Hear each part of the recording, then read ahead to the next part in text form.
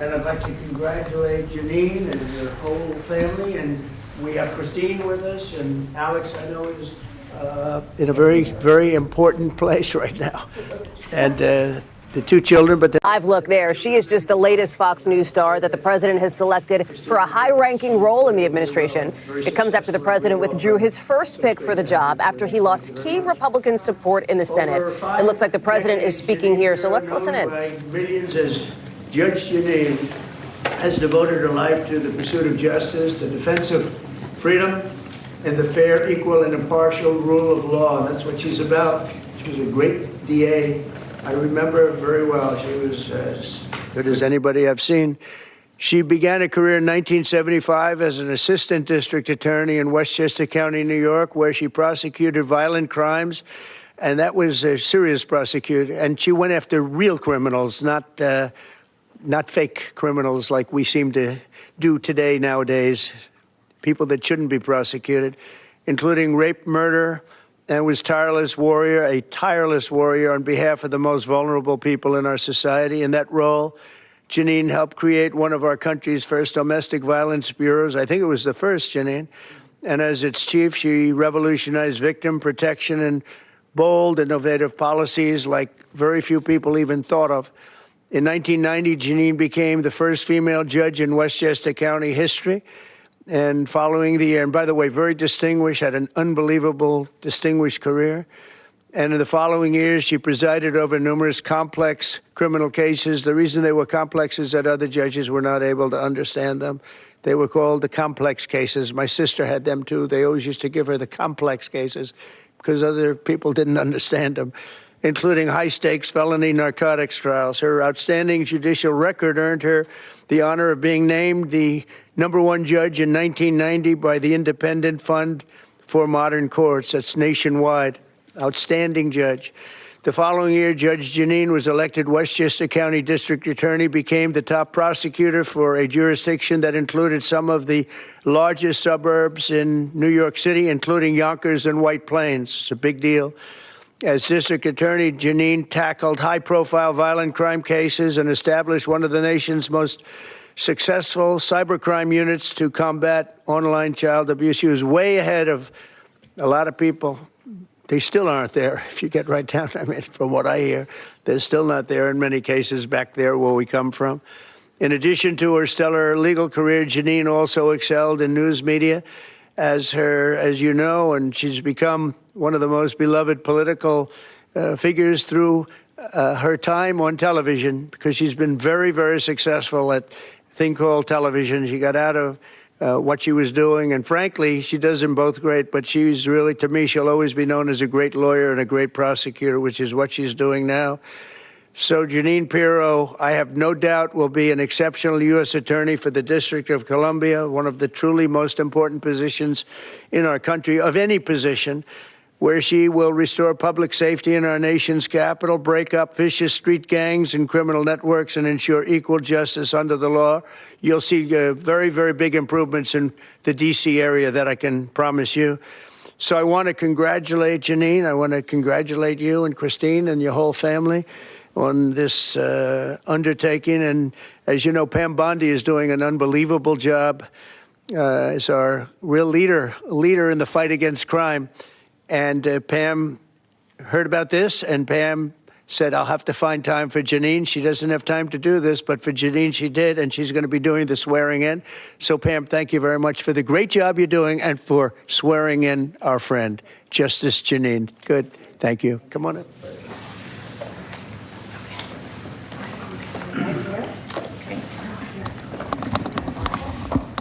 Oh, you're there. There we go.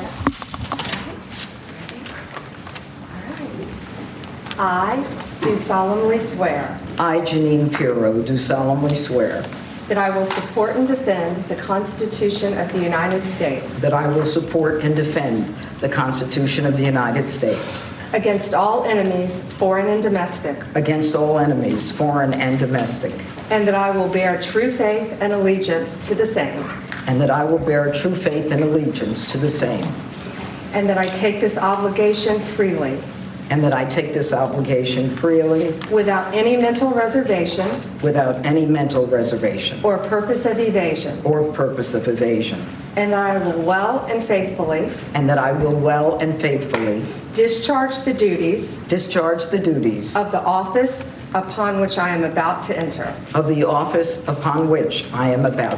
So help me God. So help me God. Congratulations. Thank you.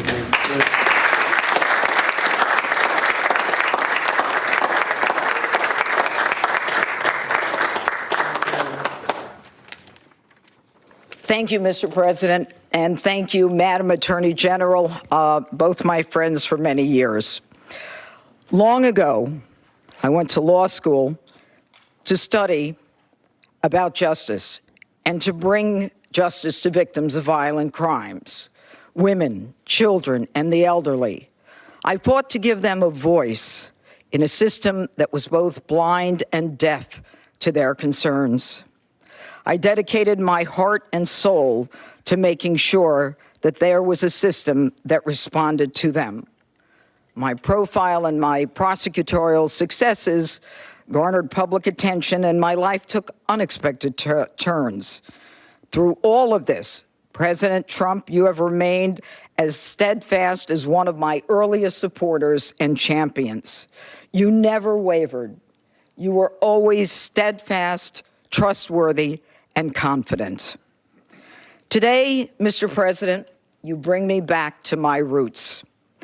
And it is a larger arena, but no less an arena where we need justice, where we need to send a message that justice will be honored in the District of Columbia.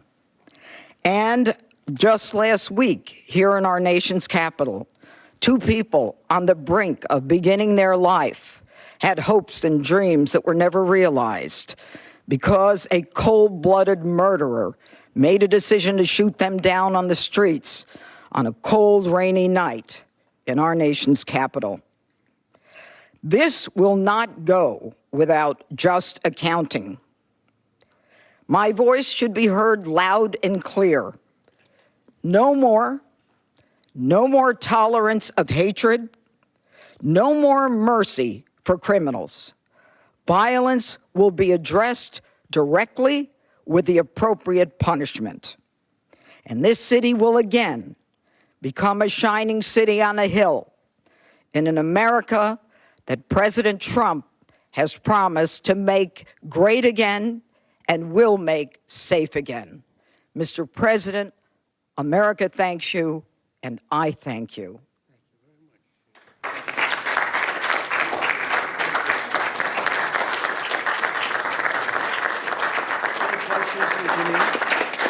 Any questions? Oh, boy. Anything for Jeanine? You just want to talk to him. I get it. She's going to be fantastic. Thank you very much. Thank you. Thank Thank There's you. no question, because there's no doubt. We have no doubt you're going to be fantastic. Thank you, Mr. President. Mr. President, on Russia. Mr. President, on Russia. Mr. President. On Russia, Mr. President. Please. Do you believe the Russians are being disrespectful when they say that your criticisms of Putin are simply an emotional response? And do you still believe that Putin actually wants to end the war? I can't tell you that, but I'll let you know in about 2 weeks. Within 2 weeks, we're going to find out very soon. We're going to find out whether or not he's tapping us along or not. And if he is, we'll respond a little bit differently. But it'll take about a week and a half, 2 weeks. We have Mr. Witkoff is here, is doing a phenomenal job, is dealing with them very strongly right now. They seem to want to do something, but until the document is signed, I can't tell you. Nobody can. I can say this. That I'm very disappointed at what happened a couple of nights now, where people were killed in the middle of what you would call a negotiation. I'm very disappointed by that. Very, very disappointed. Yeah, please. Mr. President, you've called for an end to the Gaza war. Given the growing humanitarian crisis and the decision of Prime Minister Netanyahu to expand the military operation, do you have any frustration with his handling of the situation of the war? No, we're dealing with the whole situation in Gaza. We're getting food to the people of Gaza. It's It's been a very nasty situation, very nasty fight. October 7th was a very nasty day, the worst that I think I've ever seen. It was a horrible day, and people aren't going to forget that either. So we'll see how that all works out. And Steve, would you want to say a couple of words about Gaza because you just have some information? Steve Witkoff, do you want to come up for a second? You might give them a little bit of information as to what's happening with Gaza and also Israel. We're having some very good talks with Iran. We'll find out whether that means anything, but we're having good talks. Congratulations. Well, hi, everybody. I think that we are on the precipice of sending out a new term sheet that hopefully will be delivered later on today. The president is going to review it, and I have some very good feelings about getting to a long-term resolution, temporary ceasefire, and a long-term resolution, a peaceful resolution of that conflict. Mr. President, you said It's having to do with Iran. We're having very good talks with Mr. President, you said yesterday that Putin is playing with fire. What will be the consequences for Russia if Russia continues to Well, I'm not going to tell you exactly, but the words speak pretty loud. We're not happy about that situation. I think we're doing very well with Iran. I think we're doing very well with Gaza, but we are doing very well with Iran, and I think we're going to see something very sensible, because there are only two outcomes. You know what the two outcomes is: a smart outcome and there's a violent outcome, and I don't think anybody wants to see the second. But I think we've made a lot of progress, and we'll see. You know, they still have to agree to the final stages of a document, but I think you could be very well surprised what happens there, and it'd be a great thing for them. They could have a great country into the future. Yeah. Mr. President, Elon Musk in a television interview criticized the one big, beautiful bill, saying he was disappointed it didn't cut enough, essentially, that it undercut the DOGE efforts. What's your reaction to that? Well, the reaction's a lot of things. Number one, we have to get a lot of votes. We can't be cutting. We need to get a lot of support, and we have a lot of support. We had to get it through the House. The House was, we have no Democrats. If it's up to the Democrats, they'll take the 65% increase. If that doesn't get approved, this country is going to have a 65% increase in taxes and lots of other problems, big problems, almost bigger than that. But we'll have a 65% increase as opposed to the largest tax cut in the history of our country. We will be negotiating that bill, and I'm not happy about certain aspects of it, but I'm thrilled by other aspects of it. That's the way they go. It's very big. It's the big, beautiful bill, but the beautiful is because of all of the things we have. The biggest thing being, I would say, the level of tax cutting that we're going to be doing. We're going to make people really be able to. We'll have the lowest tax rate we've ever had in the history of our country, and tremendous amounts of benefit are going to the middle-income people of our country, low and middle-income people of our country. So we're going to see what happens, because the Senate, as you know, is negotiating with us, and they have to then go back to the House, and it's got a way to go. But I have to say, Speaker Johnson and Thune have done an incredible job. John Thune has done a fantastic job, and they're working together with me and others. And I think we have an amazing, if we pull this off, remember, we have 0 Democrat votes because they're bad people. There's something wrong with them. They'll let people pour into our country. Single biggest problem is we had 21 million people pour into our country, probably higher than that. And they're people that weren't supposed to be here. And many of those people are bad. Murderers, drug dealers, the mentally insane. They were closing mental institutions all over the world, not South America, all over the world. They're coming into our country, and we're getting them out. And we're having a hard time because some judges aren't making it very easy for us, and it's tough enough. They approved that. They allowed that to happen to our country. We don't have one Democrat vote. And if I were a Democrat, I'd be voting for this bill, and I'd get elected to any position I want as a Democrat. They're crazy. They're voting for a 65% tax increase. And they're only doing it for hatred. They're not doing it for any reason. They know it's terrible. Terrible politics, in my opinion. But so we have no Democrat votes. That means we have to get almost all Republican votes. And I think we're very close to doing that. I think it'll be very successful. Yeah, please. Mr. President, Wall Street analysts economists have coined a new term called the taco trade. They're saying Trump always chickens out on your tariff threats, and that's why markets are higher this week. What's your response to that? I kick out?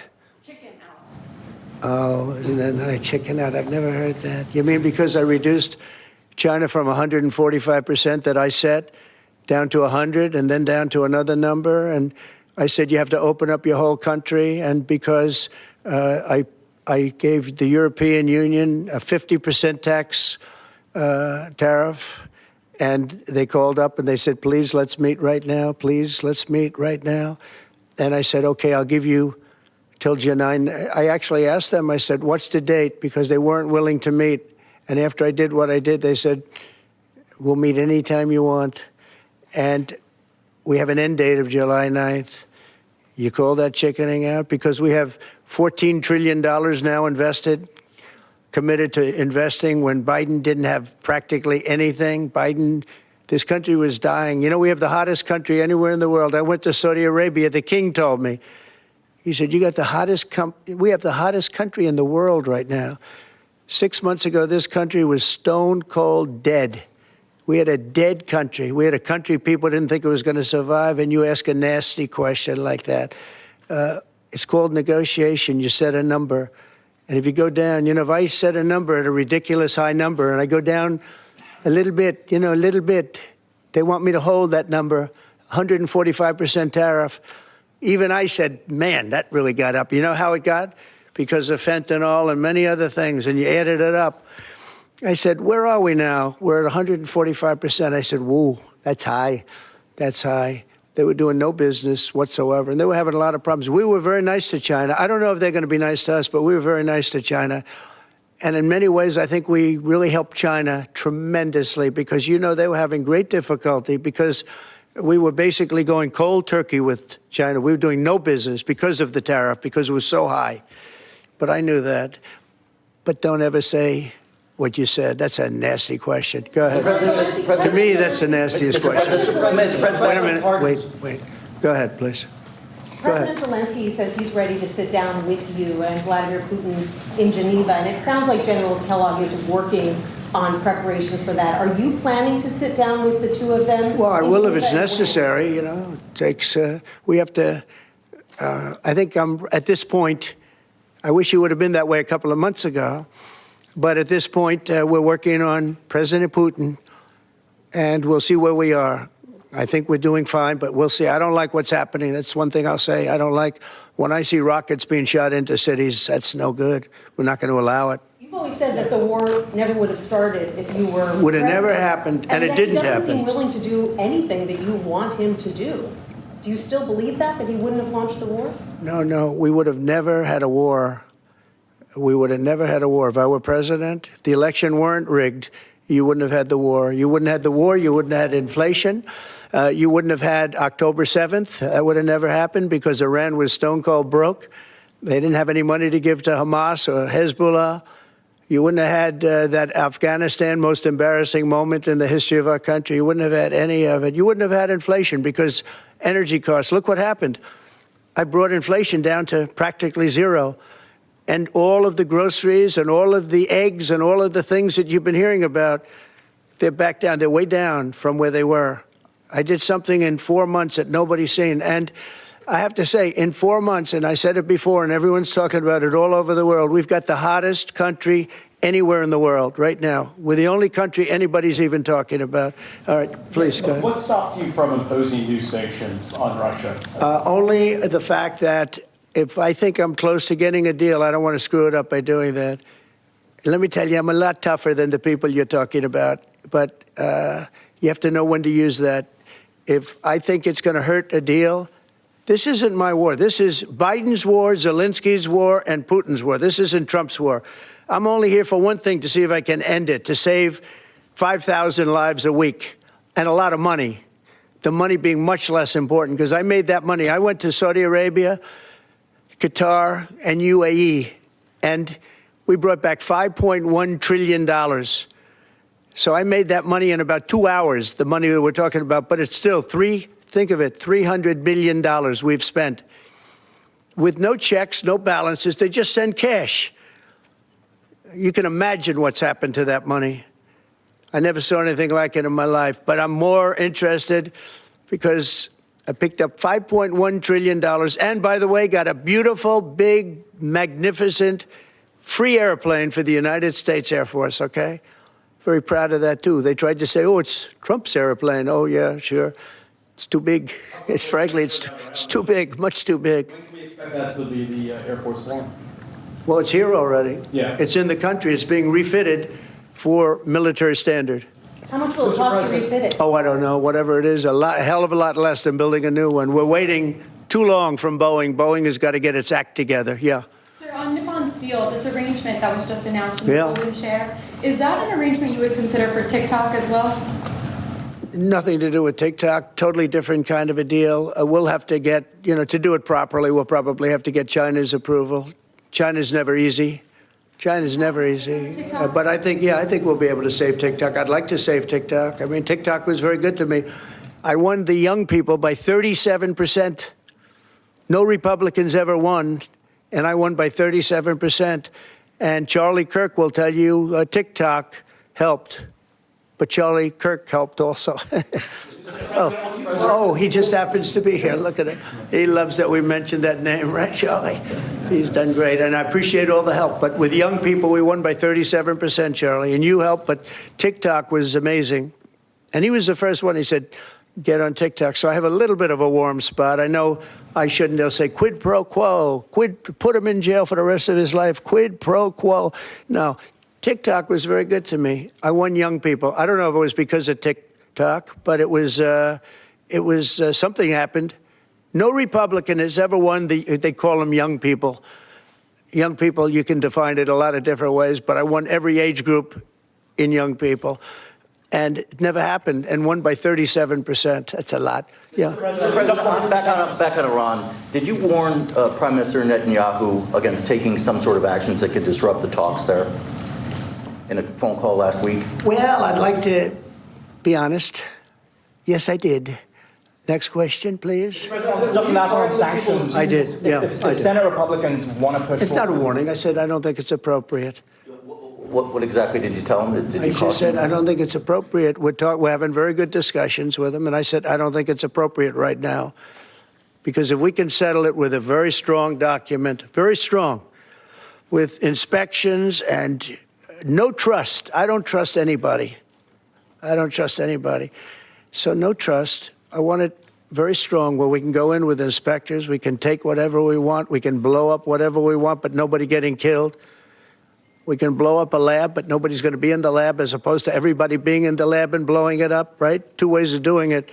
Yeah, I told him this would be inappropriate to do right now because we're very close to a solution. Now, that could change at any moment. Could change with a phone call. But right now, I think they want to make a deal, and if we can make a deal, save a lot of lives. When do you think a deal could happen on Iran? On which? A deal with Iran could happen. Oh, I don't know. I think over the next couple of weeks, if it happens. Yeah. And on the when could the administration resume the interviews for foreign students' visa? When do you think your administration could resume these interviews? On what? For the foreign student visa. Yesterday there was... for the French visa? For the French too, but all the foreign students. Oh, for the foreign visas? What are you referring? Foreign visas for what? Are you talking about for colleges? Okay, so you're off of Israel. Now you're talking about colleges, right? Yes, no. Okay. Well, we're going to see. Look, Harvard has been a disaster. They've taken $5 billion plus. $5 billion. Nobody knew that they were making this kind. If we didn't do this, we would have never found this out, Pam.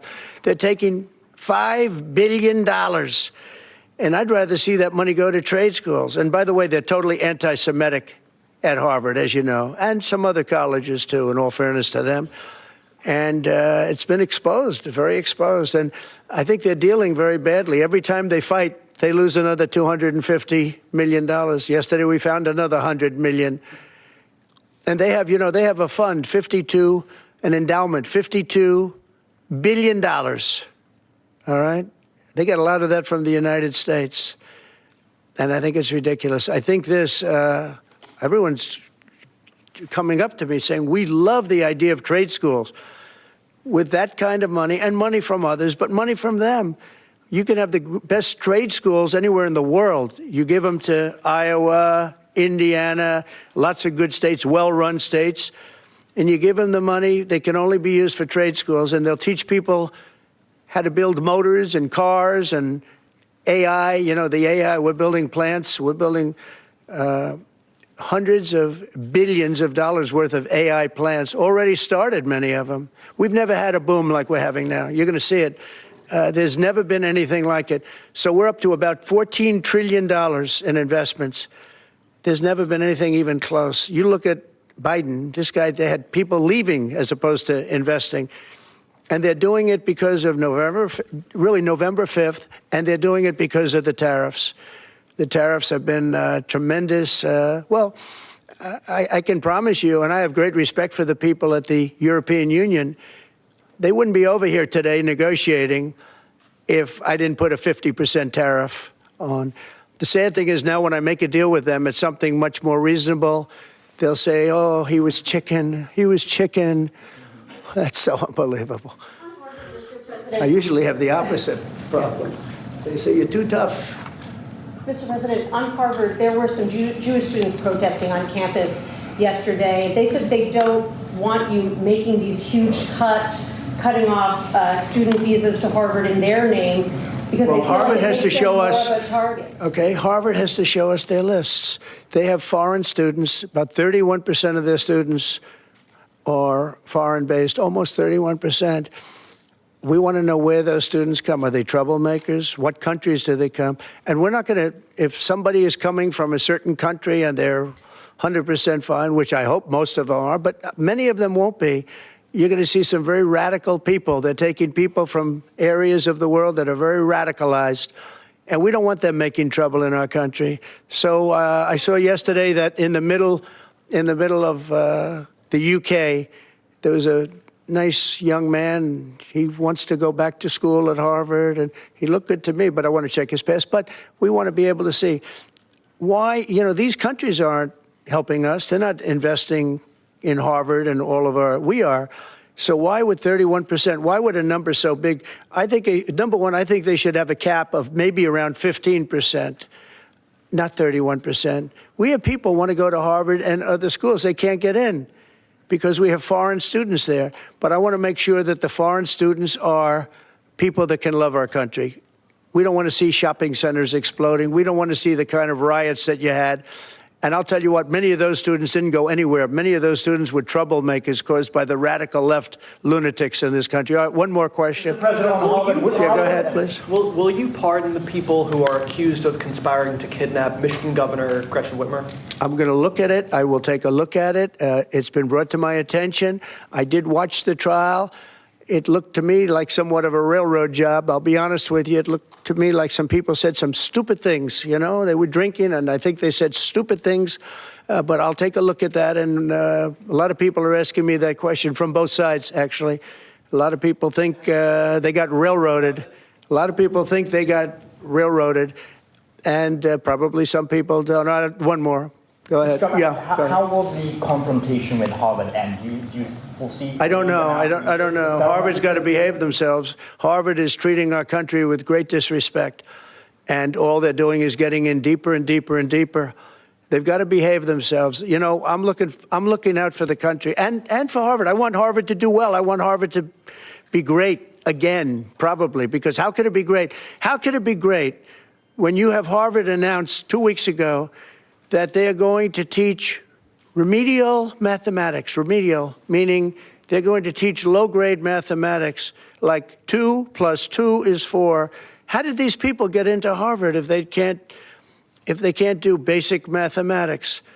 How did they do it? I mean, people with 1,600 on their boards don't get in, and they're letting people in, and they're bragging about how they're teaching them basic mathematics. Where did these people come from? So we have to look at the list, and Harvard has to understand the last thing I want to do is hurt them. They're hurting themselves. They're fighting. Columbia has been really, they were very, very bad what they've done. They're very anti-Semitic and lots of other things. But they're working with us on finding a solution. And, they're taking off that hot seat. But Harvard wants to fight. They want to show how smart they are, and they're getting their ass kicked. Thank you very much, everybody. Thank you, guys. Thank you, guys. Headed right back out this door. Thanks, guys. Thank you. So great. You are so great. Thank you. Thank you. Good luck, everybody. You have been listening to President Trump as the shot goes down there at the White House after his swearing in of Judge Jeanine Pirro to serve as the acting U.S. Attorney for the District of Columbia. The president then taking a series of questions on a wide range of topics, everything from the confrontation that his administration is in currently with Harvard University, as you heard at the end, to some significant international news as well. I want to bring in our chief White House correspondent, Peter Alexander, who is joining us now. So wide-ranging, Peter, on some of the topics, including on politics, some unfounded claims. But let's start with some of the international news there. You heard the president confirming that he did, in fact, warn the prime minister of Israel last week not to take any further action that could escalate tensions in the Middle East as the Trump administration is looking to negotiate a nuclear deal. Peter. Yeah, that's exactly right. No timeline on when he thinks that deal could come to some formal agreement there, but it's something the president has certainly been leaning in on here. The president, as you heard Hallie noting, that he said initially it was a warning and then said he communicated that he didn't think it would be a good idea for Israel, as has been reported, to take any action in terms of military strikes focused on nuclear targets inside Iran right now. That's one significant headline there. Separately, on the topic of Russia, I was struck by the president's comments as they relate to Vladimir Putin, who has led an aggressive assault on Ukraine in the course of the last week or so, some of the biggest bombardments using drones and other strikes in recent days. The president using, in his words, saying he is disappointed. Earlier, he had said on social media that Vladimir Putin is playing with fire and said previously that he thought Putin's recent actions have been absolutely crazy. Notably, he's been doing similar actions for the course of this entire war, even before Donald Trump took office, when he promised he'd have the war resolved on the first day. The president, though, not saying that he plans to meet with Putin and Zelensky until he believes that that could do something to impact or bring about an end to the conflict there. Hallie.